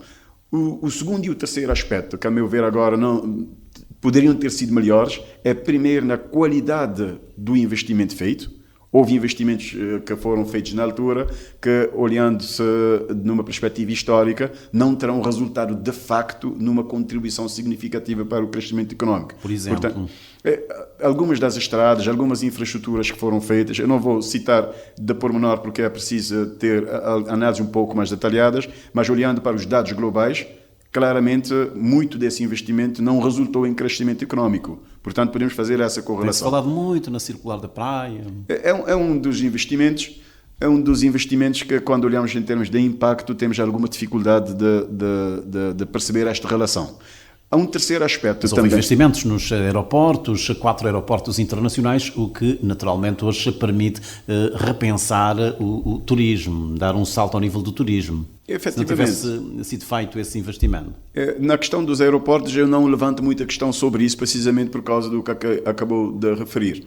Os aeroportos são importantes no sentido de permitirem alavancar o desenvolvimento de outros serviços, de outros setores da economia, como o turismo que aqui mencionou. Mas há um terceiro, só para concluir essa parte, há um terceiro aspecto que eu penso que poderia ter sido melhor. Eu falei há pouco desse segundo, que é a qualidade do investimento. Esse terceiro aspecto é a qualidade do financiamento. O que é que eu quero dizer? O crédito concessional tem um benefício, que é a redução do custo com a dívida. Mas tem uma condicionante que, excepto os créditos com instituições bilaterais, como por exemplo o Banco Mundial, o BAD, o BADA, mas os créditos avalizados por países terceiros ou concedidos por instituições de países terceiros têm um conjunto de condicionantes e eu acredito que isso terá contribuído substancialmente, por exemplo, para fragilizar o setor de construção civil em Cabo Verde, que ainda é preciso aprofundar essa análise, mas reparo que boa parte do investimento em infraestrutura feito em Cabo Verde foi de crédito concedido por outros países, entre as quais Portugal, por exemplo, ou avalizado por governos de outros países. E há cláusulas nesse tipo de crédito que impõem ao país receptor que, por exemplo, as empresas executantes das obras têm que ser empresas desses países porque esses créditos são concedidos ou avalizados no âmbito de uma política económica desses próprios países de incentivar a exportação de serviços por parte das suas empresas. Estamos a falar das estradas, do programa Casa para Todos. Programa Casa para Todos, algumas das barragens construídas foram claramente financiadas com esse tipo de condicionantes. Ora, quando você aceita essa cláusula e é obrigado a aceitar se quiser uma taxa de juros menor, obrigado não. Tem a opção de aceitar, porque há sempre uma opção de política. A meu ver, o que é que um dos resultados desse aspecto é que hoje, se olharmos para o panorama do setor da construção civil em Cabo Verde, vemos que as empresas genuinamente cabo-verdianas ou da capital dominante cabo-verdianas não são, em termos quantitativos, não têm o mesmo peso do que nós tínhamos, por exemplo, em 2006, 2007. Muito bem. Paulino, falemos agora da crise financeira, 2007, 2008, iniciada com o colapso do mercado imobiliário nos Estados Unidos e propagada pelos mercados financeiros globais. Teve efeitos também, aliás, teve efeitos à escala mundial. Cabo Verde, apesar de geograficamente distante dos grandes centros financeiros, ressentiu-se nos seus setores mais expostos ao capital externo e à economia global. A grande questão é que impacto real teve esta crise sobre o país e como é que, do seu ponto de vista, o governo, os governos de José Maria Neves responderam. É uma crise que se estendeu até 2013. Eu diria que globalmente esteve bem. As medidas de política tomadas naquela altura eram necessárias em termos da abordagem contracíclica. Repare que, antes dessa crise, um dos motores de crescimento económico em Cabo Verde era o investimento privado. Lembremos dos vários empreendimentos turísticos na altura, sobretudo o investimento na imobiliária turística. Se olharmos para a estrutura de crescimento do PIB nessa altura, vamos reparar que o peso do investimento privado é substancial. Portanto, quando esse investimento privado desaparece praticamente da noite para o dia, era necessário se apostar num outro pilar, uma outra alavanca de crescimento econômico para contrabalançar, e foi o que se fez na altura, apostando no investimento público como medida de política contracíclica. Portanto, repito, em termos de opção da política, na minha opinião, foi acertada. Em termos da modalidade, quer a nível da escolha dos investimentos, quer a nível da abordagem do financiamento desses investimentos, hoje, com um olhar, digamos, de mais longo prazo, nós podemos constatar que podiam haver decisões um pouco diferentes. Mas se houve esse impacto dessa crise a nível da economia e das opções políticas que se tomaram desde então e que acabam por ter impacto até hoje, repare que foi na sequência desta decisão de política é que a dívida pública acaba por dar um pulo de 60% para acima de 100%, digamos, nos 10 anos subsequentes, nos 8, 10 anos subsequentes. E até hoje estamos um pouco, entre aspas, a pagar o preço desta decisão de política, e um dos preços que nós estamos a pagar é que a margem de manobra que o país tem neste momento em termos de espaço fiscal para um mais endividamento caso surja uma nova crise, nós já não temos essa margem. É curioso que esteja a lembrar isso porque na altura a Ministra das Finanças, Cristina Duarte, dizia que a economia cabo-verdiana estava blindada. Não. Terá sido um excesso de linguagem? Eu acredito que terá sido um excesso de linguagem. Uma economia pequena, frágil, sem recursos naturais, extremamente vulnerável a choques externos, dificilmente se pode dizer blindada contra choques. Nós temos choques de diversas naturezas. O que se pode dizer é que, na altura, a margem de manobra, a margem de resiliência a choques externos era maior do que nós temos agora. Repito, tínhamos uma dívida externa de 60%, portanto havia uma margem de aumentar o endividamento como uma medida de resiliência a choques externos. Então por isso que o argumento na altura do governo era de que a dívida pública estava dentro do perímetro de sustentabilidade. E é verdade, porque nós analisamos dois parâmetros da dívida pública, o estoque e o serviço da dívida. O estoque é quanto o país deve. O serviço da dívida é qual é, passa a expressão, qual é a prestação que o país tem que pagar anualmente e qual é o peso desta prestação, ou em relação às receitas totais ou em relação ao PIB. Portanto, apesar de ter havido um aumento do estoque da dívida, por conta da concessionalidade da maior parte dessa dívida, o serviço da dívida era sustentável e estava dentro dos parâmetros, digamos, normais. O quadro alterou-se um bocado nos últimos anos, quer porque, digamos, o peso do estoque concessional hoje é menor. Houve um aumento substancial nos últimos anos do endividamento interno da economia, e quando o Estado se endivida, a taxa de juros que paga internamente é muito superior à taxa de juros que paga lá fora em créditos concessionários. Estamos a falar de diferenças, às vezes, de 4, 5 pontos percentuais. O crédito concessionário, chegamos a receber crédito de 0,5% de taxa de juros, 1% de taxa de juros. Mas hoje o bilhete de tesouro custa, se não me falha a memória, acima de 5%. Portanto, isso aumenta o peso do serviço da dívida sobre as receitas do Estado e sobre o PIB. E isso, voltando ao que referiste há pouco, reduz um pouco a margem de manobra e de resiliência do país a choques externos. Com a vitória do MPD nas eleições legislativas de 2016, abriu-se um novo ciclo político em Cabo Verde. O governo prometeu romper com certas práticas do passado, dinamizar a economia por meio do setor privado, atrair investimento estrangeiro e promover uma nova cultura de governação. Surgiram conceitos como empreendedorismo, startups, incubadoras de empresas, com foco também nas pequenas e médias empresas, e uma aposta renovada nas parcerias público-privadas. Portanto, há 9 anos, o discurso económico passou a enfatizar o empreendedorismo, digitalização, ambiente de negócios e internacionalização da economia cabo-verdiana. Paulino, na sua visão, estas mudanças representaram uma verdadeira ruptura com os ciclos anteriores, ou houve mais continuidade do que inovação? Eu diria que houve mais continuidade, Carlos. Olhando agora nessa perspectiva histórica que, digamos, essa faixa de tempo já nos permite olhar para as coisas, digamos, de uma forma mais abrangente, eu diria que houve mais uma continuidade. E em alguns aspectos, mister dizer, houve até algum retrocesso. Referiu há pouco, por exemplo, ao empreendedorismo. Na verdade, o discurso sobre empreendedorismo surge muito antes. Desde 2012, e dou-lhe um exemplo, em 2012, a então Então, a AGEC, a Associação de Jovens Empresários de Cabo Verde, ganhou um prémio no Rio de Janeiro o país que mais promovia o empreendedorismo. Um bocado, vale aqui reconhecer publicamente, um bocado por intervenção da própria AGEC na altura, que deu um contributo substancial na introdução digamos, das discussões sobre o empreendedorismo no panorama em Cabo Verde, se olharmos na perspectiva histórica. O que houve aqui, em outros aspectos, como a economia digital, houve uma alteração dos conceitos. Antes falava-se de cluster, depois passou-se a falar utilizar outros termos. Aceleradores, a Visão 2030, Cabo Verde 2030. Portanto. Exato. Se compararmos os programas de governo, se compararmos as práticas adotadas, eu não vejo muita ruptura relativamente ao que se vinha fazendo. Mesmo do ponto de vista ideológico, porque a crítica que nós temos ouvido é que o PICV não gosta de investimento estrangeiro, é mais o peso do Estado, enquanto que os governos do MPD apostam mais no mercado, na iniciativa privada, portanto não consegue ver aqui nenhuma diferença da abordagem económica? Do ponto de vista da ideologia, digamos, as fronteiras ideológicas aqui em Cabo Verde em específico, entre o PICV e o MPD, se olharmos, digamos, de uma forma geral, quer para os discursos, para os programas, para as opções da política, tem vindo a esbater-se.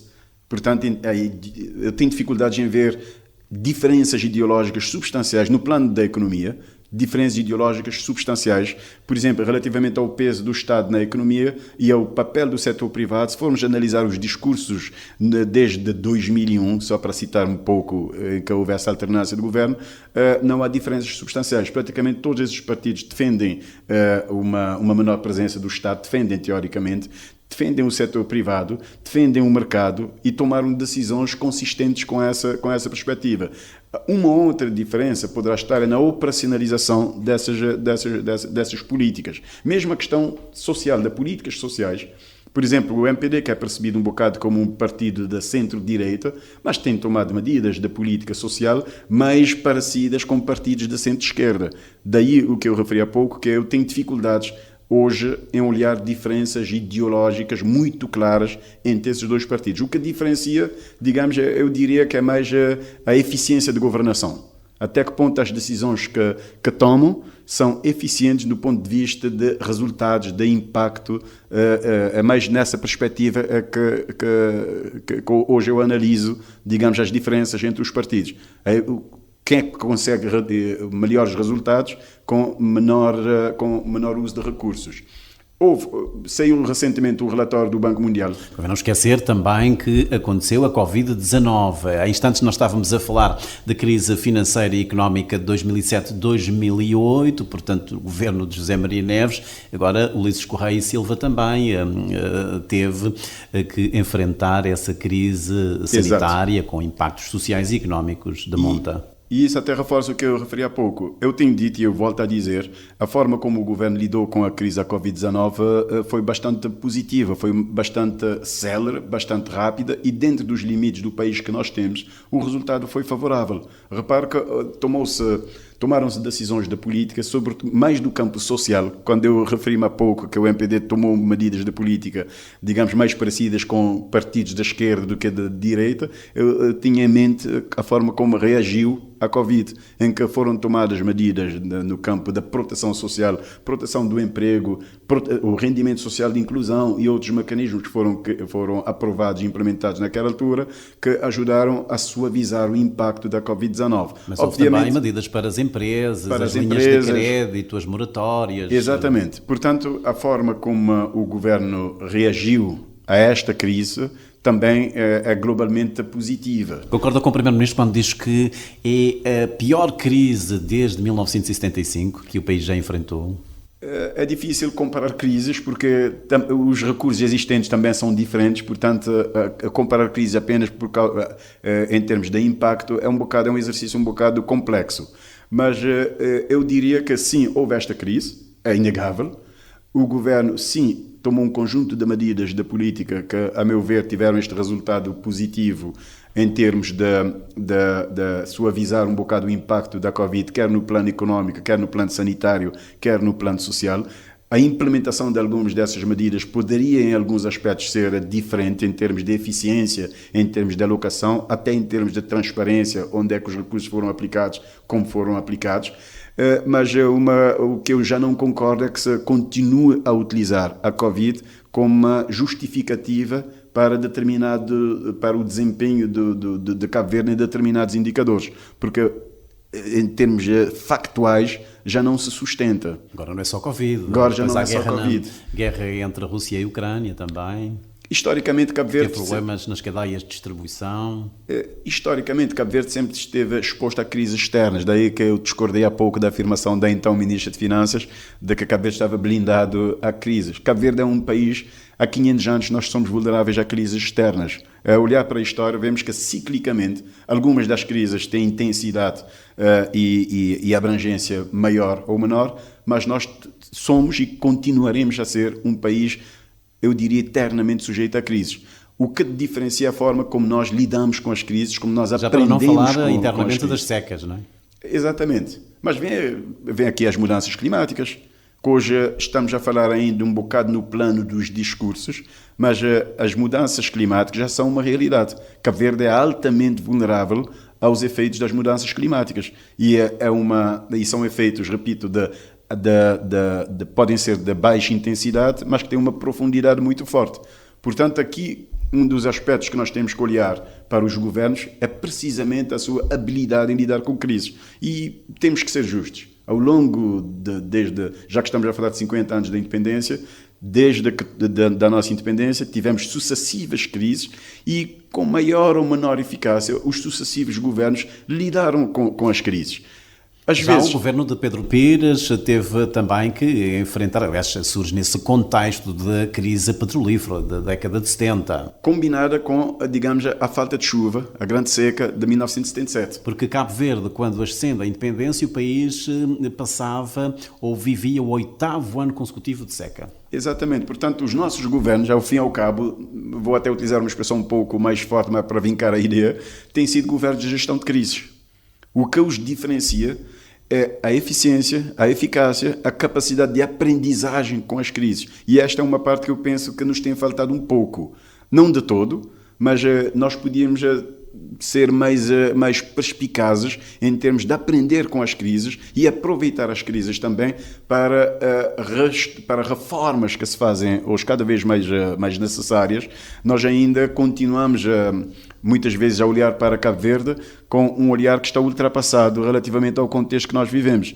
Nós tivemos, só para citar as últimas crises, a Covid, a guerra na Ucrânia, e ainda continuamos muitas vezes a tomar decisões em termos de alocação de recursos, em termos do que exigimos do Estado, em termos de como financiamos o Estado, como é que nós priorizamos investimentos, quais as narrativas que nós construímos, quais os discursos, as posturas que nós temos. Continuamos muitas vezes a ter esse tipo de narrativa e de comportamento como se nós não tivéssemos tido uma crise. É como se estivéssemos à espera de uma nova crise para voltar a falar em reformas. E eu dou-lhe um exemplo que eu referi há pouco, volto a referir. A modernização do Estado. Há anos que nós estamos a ouvir questões de modernização do Estado, mas depois, quando vamos ter com o Estado enquanto utente para um simples documento, um simples procedimento com toda a tecnologia existente, ainda vemos que não está lá ainda. Não obstante as diversas crises que nós já tivemos, que nos deviam ter ensinado, primeiro, um sentido da urgência. Aqui falta um bocado também, além dessa mentalidade de não aprender com a crise, as crises não nos ensinaram o valor do tempo. Isto é, não temos o sentido de urgência em fazer as coisas acontecerem.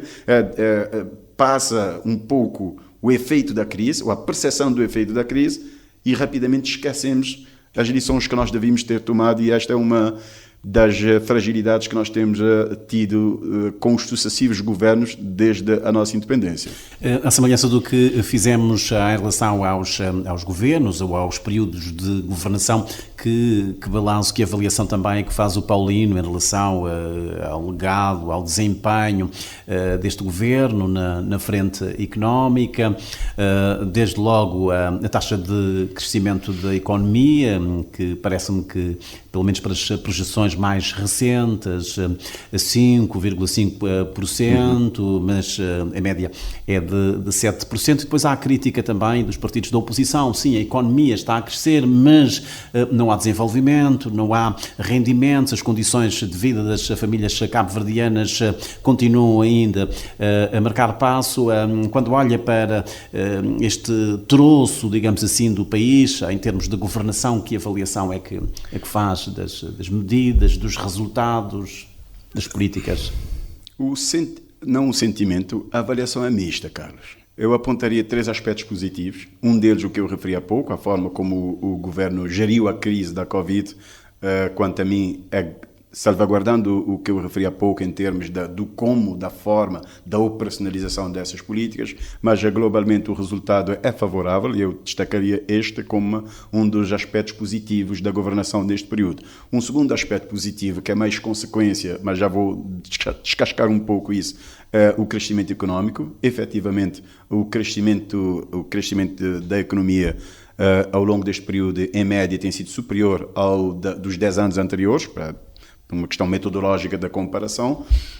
Há um outro aspecto também que vale ressaltar: houve um esforço em termos de regularização de várias situações na administração pública, em termos da atualização salarial, algumas reformas que ainda estão em andamento, mas também com alguma ressalva quanto à forma como muitas vezes isso é feito. Portanto, não são questões de pormenor no sentido da importância, mas quando olhamos para a floresta como um todo, eu destacaria esses 3 aspectos. Há um quarto também que é muito menos falado, mas que é uma transformação um pouco silenciosa que está a ocorrer aqui em Cabo Verde, que é no setor da energia. Há um processo que vale aqui também destacar da reforma do setor. Há, digamos, aspectos menos bons dentro deste setor, e aqui a Eletra surge como o elefante no meio da sala, em termos de aspecto menos bom quanto à sua performance económica, até operacional. A Eletra hoje levanta algumas preocupações, ou a antiga Eletra, em termos de rentabilidade. Estes são os aspectos que eu apontaria como favoráveis nesse período. Contudo, aspectos que claramente o resultado tem sido muito aquém do que o país precisa. Um dos aspectos é, infelizmente, a governança do Estado. Lembremos-nos que o MPD elegeu-se um bocado com o discurso de fazer diferente.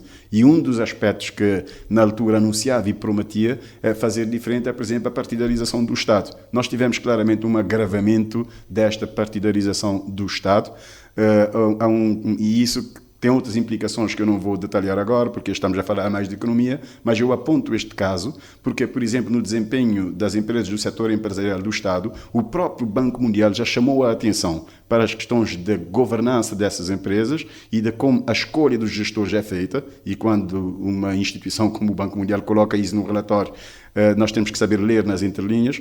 Portanto, essa partidarização do Estado acaba também por ter influência no desempenho da economia, e é por isso que eu coloco isto como um dos aspectos menos bons. Um outro aspecto mais afunilado é no setor de transportes.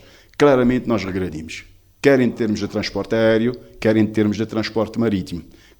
Esses 2 setores continuam a ser grandes sugadores de recursos públicos. 50 anos depois. 50 anos depois, o nível de serviço. Quando eu digo nível de serviço, estou a referir-me a aspectos como previsibilidade, como confiança, até confiança no sentido operacional, vale dizer, mas eu estou a dizer confiança no sentido de planeamento de deslocações, quer no sentido de custo, quer, portanto, em outros aspectos, por quaisquer indicadores que nós quisermos avaliar. Claramente há um retrocesso nos setores de transporte aéreo e marítimo em Cabo Verde, e num país arquipelágico como o nosso, nós não podemos nos dar ao luxo de ter ligações interilhas com esse nível de deficiências, mas também em termos de custo. Repare, só para lhe dar um número, o Orçamento do Estado de 2025 prevê 800 mil contos só de subsídio compensação para o setor de transporte marítimo. Nós, os cabo-verdianos, nós não temos o hábito de esmiuçar os orçamentos de Estado, mas essa informação é pública, está lá no orçamento, quem quiser quem quiser consultar. Muito bem, Paulino, estamos a aproximar-nos do final da nossa conversa. Vamos falar de uma área que te é cara, a economia azul, sendo um país arquipelágico com uma zona económica exclusiva bastante considerável. Cabo Verde tem no mar um ativo estratégico ainda subaproveitado. Nas últimas décadas, o conceito de economia azul ganhou centralidade no discurso político, com promessas de dinamizar setores como as pescas sustentáveis, a biotecnologia marinha, os transportes marítimos, a energia oceânica ou o turismo costeiro. Paralelamente, Cabo Verde intensifica a sua participação na CDO e também na zona de comércio livre continental africana. Na sua leitura, este conceito de economia azul tem sido traduzido em políticas públicas coerentes? Há investimentos estratégicos na economia azul? Antes nós tínhamos a economia marítima e a crítica do atual governo é que não se fez nada, apenas criou-se um grupo de trabalho quando o governo de José Maria Neves cessou funções em 2016. Vale destacar, Carlos, como um aspecto bastante positivo, a internalização e a apropriação do conceito de economia azul. Se bem que este seja um processo mais de influenciação de fora para dentro do que de um exercício autóctone, digamos, autónomo da reflexão sobre a importância, o papel e a contribuição potencial do que nós chamamos de economia azul. No entanto, eu diria que, primeiro, antes de entrar propriamente na questão, eu diria que há alguma distorção do conceito de economia azul que nós estamos a utilizar. Na verdade, muitas vezes, quando estamos a referirmos à economia azul em Cabo Verde, estamos a referirmos à economia do mar. E são dois conceitos diferentes. O conceito de economia azul tem 3 pilares. De acordo, claro que é um conceito em evolução, o conceito é relativamente recente, ainda está em discussões, apenas agora a academia começa a debruçar-se sobre as questões, precisamente para ajudar na estabilização dos conceitos, mas o consenso à volta do conceito de economia azul assenta-se em 3 pilares. Primeiro, a exploração económica dos recursos dos oceanos. O segundo pilar é a sustentabilidade e a proteção da biodiversidade marinha. E o terceiro pilar é a inclusão social das comunidades costeiras nas decisões relacionadas com os oceanos. Aqui em Cabo Verde, esses 2 pilares são... O segundo pilar ainda pontualmente é abordado, mas como uma ilha, não interligado com o primeiro pilar, e o terceiro pilar raramente é mencionado. Portanto, quando se fala aqui em economia azul, na verdade, se está a referir ao primeiro pilar, que é a exploração económica dos recursos do mar, e se nós seguirmos esse conceito, repito, que é distorcido, mas se nós seguirmos esse conceito, então, por lógica, estamos a dizer que Cabo Verde há 500 anos é uma economia azul. A economia cabo-verdiana é, nesse conceito, repito, limitado, teríamos de dizer que a economia cabo-verdiana é intrinsecamente uma economia azul. Se incorporarmos esses 2 pilares, quer a questão da sustentabilidade dos recursos marinhos, a proteção de biodiversidade e, mais importante ainda, a inclusão das comunidades costeiras, o potencial dos oceanos, do mar, para alavancar o crescimento da economia de Cabo Verde, criar emprego, ao mesmo tempo que protege os recursos dos oceanos e encoraja as comunidades costeiras a envolverem-se no processo de desenvolvimento, é substancial. E nós temos que pensar, eu diria até, se nós quisermos olhar numa perspectiva da diferença dos conceitos, eu diria que a economia azul é um conceito mais ético do ponto de vista intergeracional, porque nos garante que vamos utilizar os recursos seguindo, digamos, uma lógica de justiça intergeracional dentro desta perspectiva. Efetivamente, Cabo Verde se destaca, independentemente dessa questão dos conceitos, Cabo Verde se destaca pelos investimentos que tem feito relacionados com o mar, mas um bocado é obrigado a fazer isso por ser, repito, uma economia do mar. E também destaca-se até no quadro institucional. Nós fomos dos primeiros países da região a ter um Ministério do Mar, o que demonstra que desde sempre houve uma certa apropriação da importância do mar no desenho dos quadros institucionais de governança do país. Qual é a preocupação que me suscita? E volto, para encerrar a resposta, volto à questão do conceito, por isso é que eu comecei, porque é importante nós adotarmos o conceito correto. que se nós normalizamos um discurso que está assente num conceito inadequado, nós corremos o risco, primeiro, de não olhar a floresta toda e, portanto, de não tirar todo o potencial que o mar tem enquanto alavanca de crescimento económico, e, segundo, pode introduzir uma desvalorização do próprio conceito em si. Se quem fala sobre a economia azul não está a incorporar todos esses 3 pilares, quem está a ouvir pode confundir, estão a falar a mesma coisa que a economia do mar. E aqui nos remete para questões da dificuldade da comparabilidade. Falamos de integração regional, não faltaram momentos ao longo destes 50 anos de independência em que não se falou da integração, da necessidade de Cabo Verde se aproximar, de se integrar economicamente no espaço da CDAO. Nos últimos tempos agora está também no espaço público a questão dessa integração, a participação de Cabo Verde na zona de comércio livre continental africano. Isso não tem passado de discursos ou há passos, digamos, concretos nessa integração económica no espaço da CDAO? Eu diria que nós avançamos sim, mas esse processo tem sido vítima de percepções de base ideológica.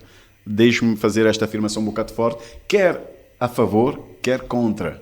Muitas vezes as pessoas que são contra a integração de Cabo Verde no espaço da CDAO argumentam que os que defendem estão a utilizar uma base romântica ideológica e não percebem que eles mesmos, ao fazerem essa afirmação, estão a utilizar, um posicionamento ideológico em si. Portanto, eu diria que este processo tem sido mais influenciado por posicionamentos ideológicos. Quem é contra vai naquela linha de que estas ilhas não são África. Sim, e quem é a favor muitas vezes baseia-se apenas no discurso que essas ilhas são África. Eu penso que nós temos que ser pragmáticos. E quando olhamos do ponto de vista pragmático, o que é que nós temos? E agora vou juntar as peças, pegando um outro ponto que eu aflorei durante esta nossa fala. Primeiro, o que eu referi há pouco, que o modelo de crescimento económico cada vez está esgotado. E isso já é evidente, são instituições, são relatórios bastante credíveis, já demonstraram... Mas o Banco Mundial tem um relatório a dizer isso, que esse modelo está esgotado e que em termos de produtividade Cabo Verde fica aquém, ou mesmo da competitividade em relação às ilhas, aos espaços insulares que nos são mais próximos. O segundo aspecto que nós temos que pegar para construir esse raciocínio é o elevado nível de dependência de Cabo Verde, primeiro de um setor, o setor do turismo. Não vou aqui debruçar-me sobre isso, mas eu diria que este é um dos maiores riscos estruturais que nós temos, é o elevado grau de dependência da nossa economia de um único setor. Já vimos isso por altura da Covid. Exatamente, e de um setor como o turismo que é extremamente volátil e vulnerável a choques externos. Portanto, este é um segundo fator. Ora, se nós olharmos para a estrutura da economia de Cabo Verde, nos aspectos da produtividade e da competitividade, e acabamos também por aflorar no início da nossa conversa, digamos, o perfil dos outros setores que pudesse, digamos, o que é necessário os outros setores terem para constituírem-se a alavanca de crescimento económico, resulta uma conclusão. Cabo Verde, primeiro, precisa diversificar a sua economia, não apenas no plano do discurso, mas do ponto de vista extremamente pragmático. E precisa diversificar a economia, mas considerando a competitividade dos demais setores e, como aqui aflorei, o setor que, digamos, com maior potencial de constituir-se em alavanca de crescimento da economia é o setor de serviços. Dito isso, nós temos que responder a uma outra pergunta. Vamos vender serviços a que mercado? Tirando o turismo, mesmo dentro do turismo, repito, com esta condicionante do risco da concentração, a que mercado é que nós vamos vender serviços? Vamos vender serviços ao mercado europeu? Vamos vender serviço ao continente americano? Somos competitivos o suficientes para vender serviços ao mercado europeu, ao mercado americano ou ao mercado asiático? Dificilmente. Portanto, isso nos resta, digamos, um mercado que é o mercado africano, com todos os seus desafios, com todas as suas dificuldades. Ora, numa forma extremamente pragmática, se nós precisamos, primeiro, rever o modelo de crescimento económico, nós precisamos rever a concentração da economia que nós temos. Portanto, a África, o continente africano, repito, com todas as suas condicionantes, as suas dificuldades, mas também o seu potencial, emerge quase que naturalmente como uma possível opção que pode contribuir para alavancar o crescimento de Cabo Verde com base no setor de serviços e de uma forma desconcentrada. E eu, dentro dessa lógica, ainda sem falar nos outros serviços, deixe-me dar-lhe apenas um número que muitas vezes nos escapa. Fiz uma análise há algum tempo para uma conferência. Por exemplo, olhamos para o setor do turismo. Hoje, 90% do turismo que vem para Cabo Verde vem da Europa. Mas isso, repito, é um risco em termos de vulnerabilidade, porque se acontece um choque económico na Europa, a economia cabo-verdiana sofre de imediato. E eu nem falo da sazonalidade. Mas se nós conseguirmos que a classe média, 1% da classe média da CDAO apenas, visite Cabo Verde, isso significaria 600 mil turistas por ano. Portanto, mas só que nós não fazemos essa... Nós temos que resolver estas questões nas fronteiras. Naturalmente, e é um conjunto de medidas. Primeiro nós temos que ter uma estratégia nesta direção. Nós temos não apenas a questão do profiling nos aeroportos, mas até a nossa oferta turística tem que ser ajustada para também, eu não estou a defender substituir o mercado europeu pelo mercado, não, nós temos que continuar a apostar também no mercado europeu, mas se quisermos apostar nisso, a própria oferta turística, desde aspectos como infraestrutura, repare que mais de 70% da população da região é muçulmana.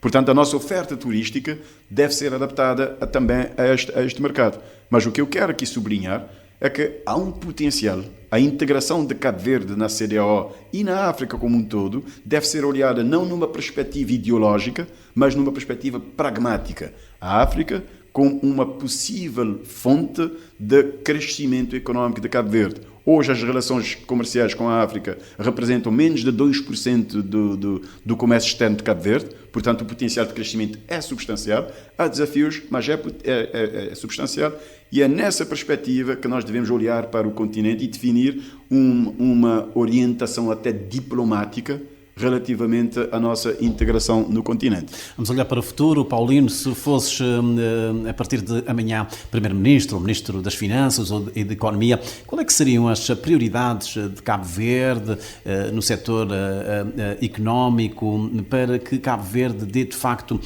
um salto, para que resolva alguns problemas, alguns obstáculos, os elos fracos, assim, em traços gerais, prioridades? O que é que Cabo Verde deve fazer rapidamente para desenvolver a sua economia, para ter mais competitividade, quer nacional, quer, digamos, a nível internacional?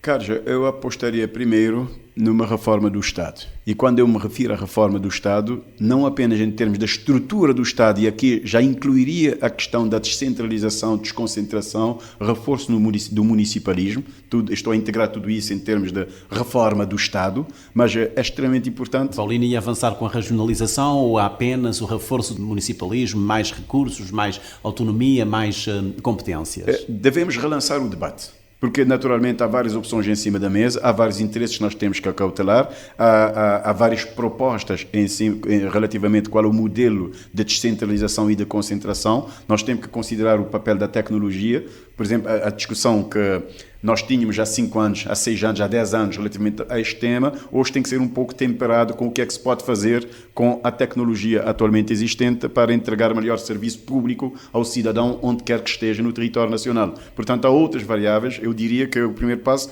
era relançar o debate. Colocar as pessoas a discutirem o tema, mas de uma forma muito prática, porque nós já levamos anos a discutir este tema sem que tenha havido de substância, avanços substanciais nessa matéria. Dentro desta lógica, o funcionamento do Estado, a eficiência da administração pública, nós precisamos também olhar para isto. Nós precisamos conseguir fazer mais com menos. O último relatório do Banco Mundial chama a atenção por um aspecto que eu achei muito relevante nós olharmos para isto, que é a rigidez orçamental. Isto é, o peso da massa salarial no orçamento do Estado é muito elevado comparado com outros países de estrutura económica similar. Nós temos que ver como otimizar isso, ou então como fazer que essa massa salarial efetivamente resulte em uma maior produtividade, em uma maior contribuição para a economia, em uma máquina do Estado mais fluida, mais eficiente, com maior impacto sobre, repito, não apenas o crescimento da economia, mas o que é mais importante ainda, a melhoria das condições de vida da população. Este é um aspecto que eu penso que nós precisamos dar uma atenção especial. Uma outra atenção especial é a questão do custo dos fatores e o ambiente de negócio de uma forma geral, mas eu vou afunilar para o custo dos fatores. E aqui o custo dos fatores, há pelo menos 4 custos que nós temos que olhar com muita atenção. A energia, a água, os custos de transporte e aqui eu não vejo apenas numa lógica de custo, mas custo de produtividade do capital humano. Nós precisamos reduzir o custo de se produzir em Cabo Verde, de se investir em Cabo Verde, e nós precisamos que quem esteja localizado em Cabo Verde tenha mais produtividade, porque o mercado é global, o mercado é cada vez mais competitivo e é dessa forma que nós vamos conseguir efetivamente operacionalizar esta ambição do setor privado ser um carro-chefe de crescimento da economia, mas de uma forma diversificada, de uma forma mais resiliente, nunca blindada, mais resiliente a choques externos, que possa resultar em crescimento económico, um outro aspecto importantíssimo que é a criação de empregos, aumento de receitas para o Estado, para que o Estado possa então investir mais em medidas de proteção social e outros investimentos que são fundamentais e que possa, no fim, gerar bem-estar para a população ao mesmo tempo, e eu vou repiscar esses dois pilares outra vez para fechar esse mesmo raciocínio, tudo isso ao mesmo tempo que garantimos uma gestão sustentável dos recursos naturais e asseguramos a inclusão das pessoas no processo de desenvolvimento. Eu tenho a certeza que há um projeto que ia avançar com o Paulino Dias nos destinos, à frente dos destinos do país, o aeroporto de Santo Antão. Bom, já se como é pouco provável que eu vou falar mais como economista do que como governante. E como economista eu tenho que dizer que esta é claramente uma das bandeiras, uma das falsas bandeiras que os sucessivos governos têm utilizado um pouco para hipnotizar o povo de Santo Antão, e eu digo isso com base em evidências muito claras. Primeiro, o tempo. Se nós recuarmos no tempo, desde pelo menos as eleições de 2011, há promessas muito claras de todos os partidos que foram a Santo Antão fazer campanha a favor do aeroporto de Santo Antão. Eu costumo dizer que eu já não discuto se o aeroporto de Santo Antão, se devemos ou não ter aeroporto de Santo Antão, porque politicamente já foi aprovado. Independentemente de que partido ganhar as eleições, todos os partidos já prometeram o aeroporto de Santo Antão. Portanto, eu deduzo que terão feito análises substanciais antes de assumir esse compromisso e que, portanto, a decisão política já está tomada. Aliás, o próprio Primeiro-Ministro, Ulisses Correia Silva, diz que vai mesmo avançar. Mas repare, há um aspecto que eu até já fiz essa pergunta pública ao Sr. Primeiro-Ministro, mas nunca obtive resposta. Deixou-se, este aqui é um outro facto. Não obstante, há anos termos estado a fazer essa promessa, negociou-se o maior instrumento de gestão de aeroportos em Cabo Verde, que é o acordo de concessão com a empresa agora concessionária. Eu corri para o texto do contrato para ver que tratamento se teria dado ao aeroporto de Santo Antão e, para minha surpresa, não há nenhuma menção ao futuro aeroporto de Santo Antão, nem ao longo do texto, nem, o que é mais evidente, no plano de investimentos que foi acordado. Isto é, como é que um governo faz um anúncio, assume um compromisso público e, quando está a negociar o maior instrumento, mais impactante, que vai definir, digamos, a evolução do parque de aeroportos e a sua operacionalização nos próximos, já não me lembro se é 30 ou 40 anos, e não há nenhuma menção. E isso levanta três questões que até hoje não tivemos resposta. Primeiro, como é que se vai financiar o aeroporto, uma vez que não está no plano de investimentos da empresa concessionária? A segunda questão: quem é que vai gerir o aeroporto, uma vez que a unidade da ASA, que se encarregava de gestão aeroportuária, foi desmantelada? Vai-se criar uma nova ASA só para gerir o aeroporto? Eu tenho dúvidas. A terceira questão: como é que se vai garantir a sustentabilidade do aeroporto, uma vez que, muito provavelmente, um aeroporto em Santo Antão, por um bom período de tempo, será deficitário? Essa é uma questão que eu deixo aqui, Carlos, e aproveito esta oportunidade para lançar um apelo à comunicação social, porque já fiz essa pergunta a Mas a localização já está definida, já se fizeram estudos de impacto ambiental, a direção dos ventos, portanto, esses estudos preliminares parece-me que já foram concluídos. Eu não tenho a certeza. Eu sei que haviam duas opções de localização do aeroporto, que estavam em andamentos, levantamentos, digamos, de dados atmosféricos, climatéricos e outros, mas não sei efetivamente se já foi avançado. Mas, independentemente se avançou nesta frente técnica, avançar na frente técnica é relativamente fácil. É só buscar técnicos, fazer os testes e a conclusão já é um Portanto, nestes 50 anos, até 5 de julho de 2025, não será colocada a primeira pedra, é o que deduzo das suas palavras. Cara, eu tenho dúvidas se nos próximos 5, 10 anos, primeira pedra até podem colocar, dentro de uma lógica de partidarização da coisa, ou numa abordagem mais eleitoralista. Eu não tenho dúvidas que até as próximas eleições vamos assistir a outros anúncios sobre o aeroporto, mas o governo ou nenhum partido ainda não deu uma resposta plausível a essas três questões. Por isso eu até encorajo a comunicação social. Se calhar podem ser mais eficientes em colocar essas questões aos decisores políticos. Mas qual é que seria a mais-valia de vista económico ou social para Santo Antão? Hoje, Carlos, em 2009, eu publiquei um artigo no jornal em que claramente eu defendia que, tendo em conta os investimentos e uma estratégia de desenvolvimento regional, que hoje eu vejo que se calhar era um bocado teórica, de uma estratégia de desenvolvimento regional integrada, que eventualmente não faria sentido um aeroporto em Santo Antão com prioridade. Eu escrevi isso em 2009. A minha posição relativamente a esta matéria mudou. Mudou porquê? Primeiro porque eu percebi que não há de facto uma estratégia de desenvolvimento regional.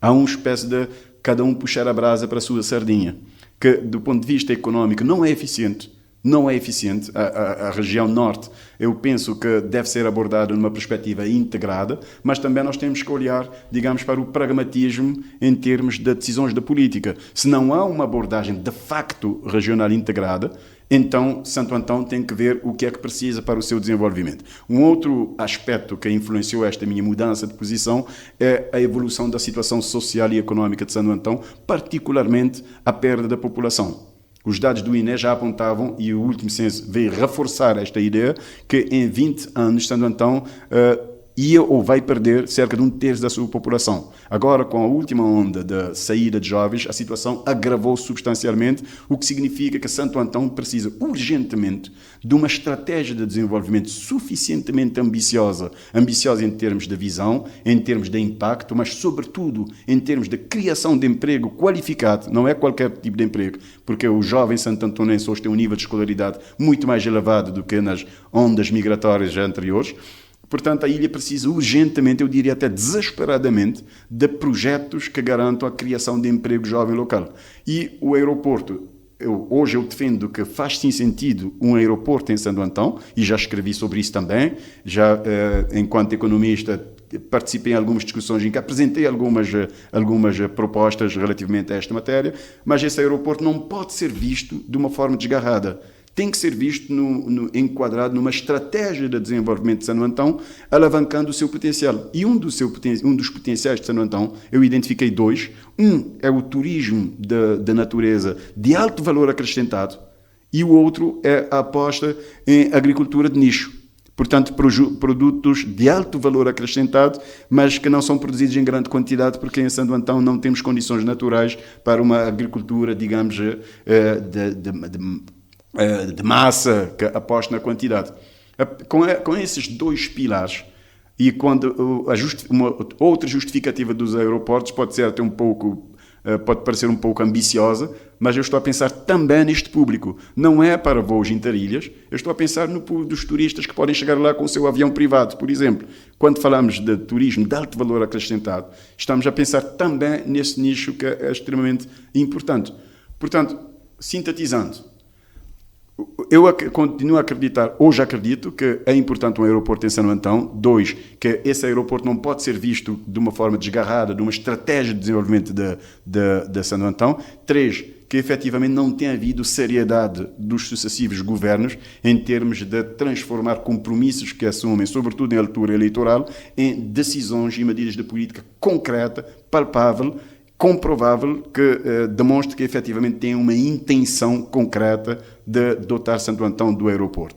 Eu já estou a assumir que esses discursos são histórias da carochinha para o povo de Santo Antão. Obrigado, Paulino, por ter vindo e por ter também contribuído neste revisitar da história, ou deste percurso que Cabo Verde tem empreendido desde 1975. Muito obrigado pelo convite e pela oportunidade. Obrigado, nós.